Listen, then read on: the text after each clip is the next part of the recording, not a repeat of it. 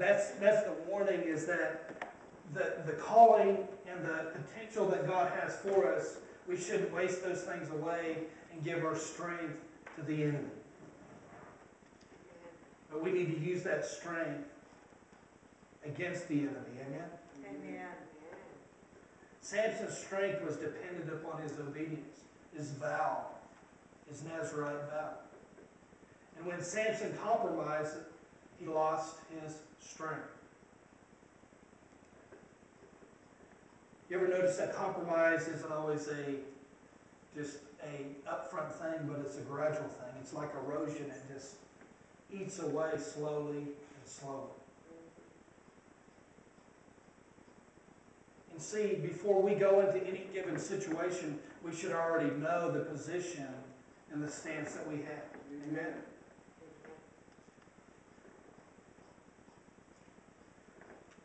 The first verse says of Samson, then Samson went to Gaza. Now it says that he went into a harlot, but really where he went wrong at the very beginning wasn't the harlot, but the fact that he even went to Gaza. Now it seems like a small thing, but there's things that the Lord gives us wisdom to avoid. Amen? Yes. That He doesn't want us to go into. Now the only reason Samson should have went into Gaza was to defeat and destroy the enemy, not to go and have a Vegas moment, to go and have his time where what happens in Gaza stays in Gaza. I'm sure he would love that, but it was written about him, and so it didn't stay in Gaza then.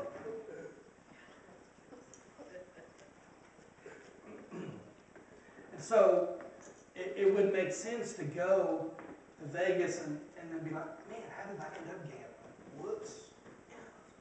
That's right. And not to say everybody that goes to Vegas is there to do those things. But the point is he was going to where the enemy was, and he should have been going there to fight and not to there for vacation or for leisure. And that was really the issue with Samson, is that he lived really a life of convenience in that way. He served God when he wanted to. He defeated the enemy when he wanted to. Not when God called him and called upon him to do those things.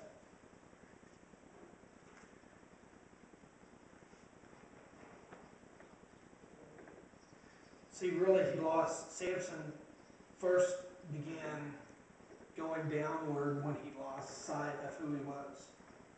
That's really number one, is that we shouldn't lose sight of who we are. Because he lost sight of who he was, he didn't separate himself as a Nazarite as he should have.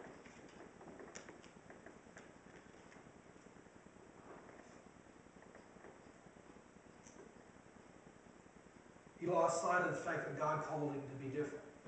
God calls us to be different. Amen? Yes. Yes.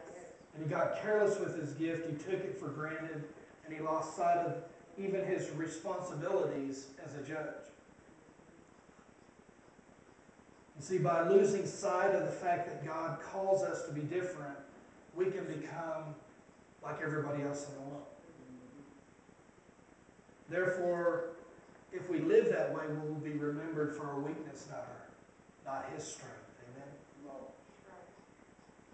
So in order for you to be remembered for God's strength and God's glory, we need to separate ourselves and realize who we are as Christians and separate ourselves from the world.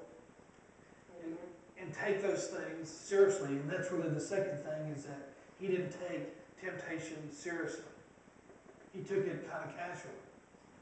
He didn't take a dramatic stand against the temptation to sin or to give away his secret with his hair. It was just not a big deal. He just kind of played with it. See, a half-hearted no doesn't cut it. Or I guess in this case we can say it did cut it. But it's not a half-hearted thing, but it needs to be dramatic thing that we slam the doors Amen. in the face of temptation. You ever have the door slammed in your face? That's exactly what you need to do with temptation. Don't reason with it. Don't negotiate with it. But just say no and slam the door to temptation in your life. Amen. To cut it off and say no. Where it's not just a casual thing. I've used this illustration before, but it's like a dog who's following you down the street and you turn and say, go home, go home. Go on, honey. Go on. Go, little puppy. What are you following me for? And if that puppy just keeps following you, after a while you have to turn and say, no! Go home!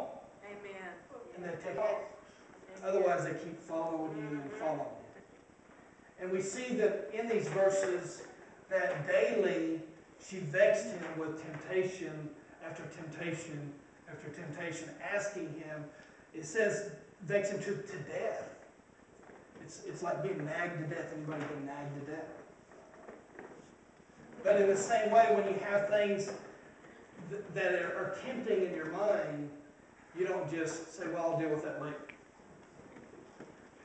And you let those things filter in your mind.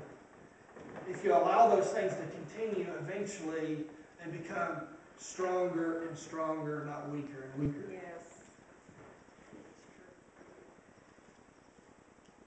And oftentimes, what we think about when we contemplate, we then feel, and what we feel, we act on. Take fear, for instance. Whenever you're in a house all by yourself.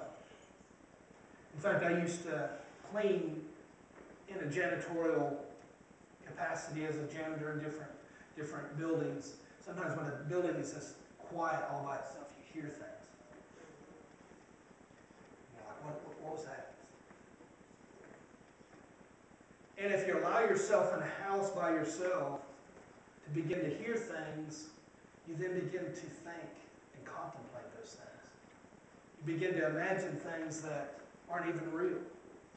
But they seem real because you're trying to match what you're hearing with your imagination. And eventually, you're not just thinking about fearful things, you start feeling fearful. And then you begin to act on them and begin to act fearful. That's the same way with any other sin. Is that whenever we begin to contemplate those things, instead of deal with that issue as soon as it comes in and cutting those things off, and saying no to those things, not just